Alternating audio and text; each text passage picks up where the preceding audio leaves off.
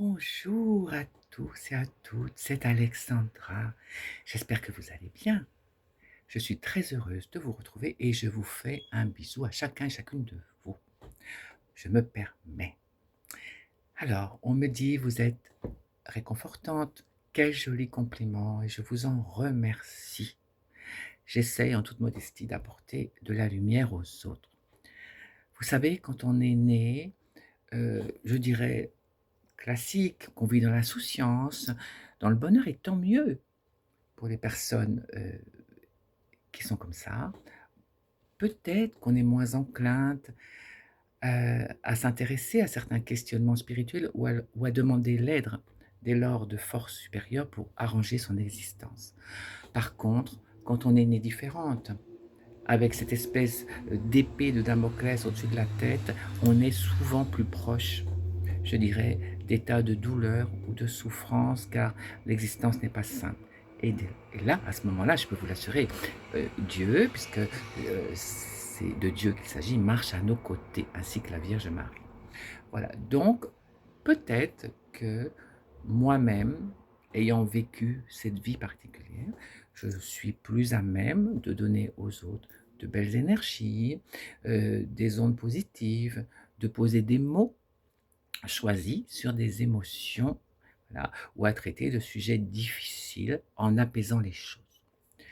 Voilà, donc je suis très heureuse de pouvoir faire cela et je continuerai. Alors aujourd'hui, nous allons parler de quelque chose de grave. La Grande-Bretagne, depuis des années, fait un travail incroyable et a mis à mal, je dirais, en tout cas a mis à jour l'existence d'un réseau de pédocriminalité absolument dantesque. C'est du jamais vu par son importance.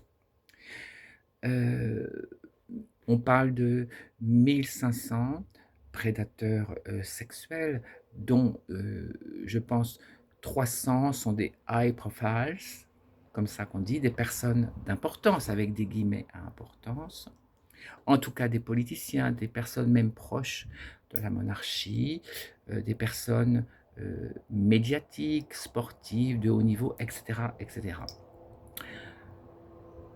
Sur ces 300 personnes, il en reste à peu près 230 en vie qui devront rendre des comptes. On parle de 100 000 enfants qui ont été martyrisés, maltraités et, je dirais, euh, fournis à des groupes de parlementaires pour des exactions abominables. Vous savez, je suppose que si en France, un homme d'État ou une femme d'État désirait mettre un coup d'arrêt définitif euh, à ce genre de traite humaine et faire la lumière sur ce qu'il se passe depuis, on peut dire, les années 70, puisque c'est avec l'arrivée d'une certaine gauche que tout a pris de l'ampleur, je suppose que nous serions surpris et surprises du résultat. Le chiffre de 100 000 victimes serait largement dépassé en France. Pour preuve, l'existence ou la présence de Jeffrey Epstein sur le sol français à Paris en toute impunité, qui commanditait et organisait toutes sortes d'orgies avec ces pauvres victimes, tout ceci pour les notables et les personnes, encore une fois avec mille guillemets importantes, politiques de notre nation. Donc, j'espère qu'un jour, je l'espère vraiment, quelqu'un va vouloir régler ce problème. Et je suppose que ce serait bien que les futurs candidats à la présidentielle de 2027 puissent inclure, je dirais, cette promesse euh, dans, comment dire, dans les choses qu'ils veulent faire, dans leur programme pour protéger les enfants euh, de la République.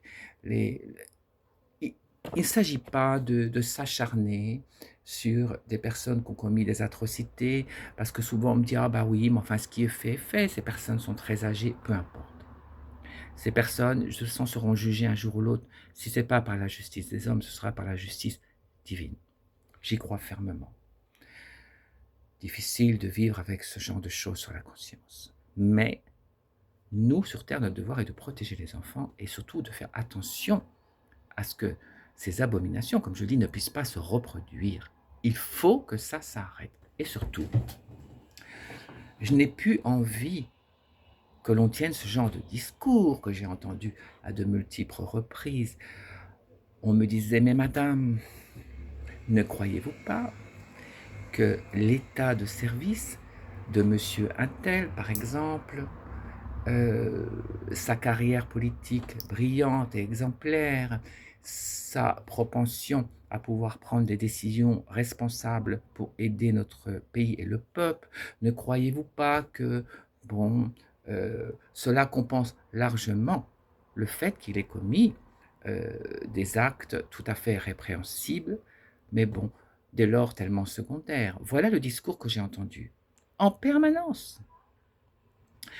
Je répète, pour moi, et ça n'engage que moi, maltraiter, détruire, traumatiser un enfant est la chose la plus horrible qui existe au monde. Et la vie d'un enfant, vaut plus que toutes les brillantes carrières politiques tenues par des monstres.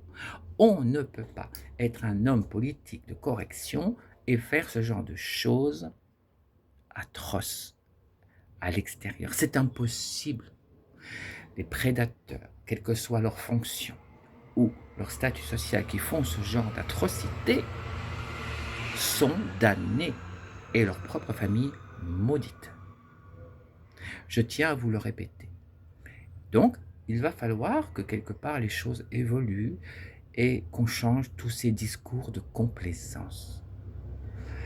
Voilà, il faut appeler un chat, bien sûr, faire la différence entre ce que l'on fait et ce que l'on est. Mais je répète, on ne peut pas faire des choses illicites, illégales en permanence et être une personne de correction.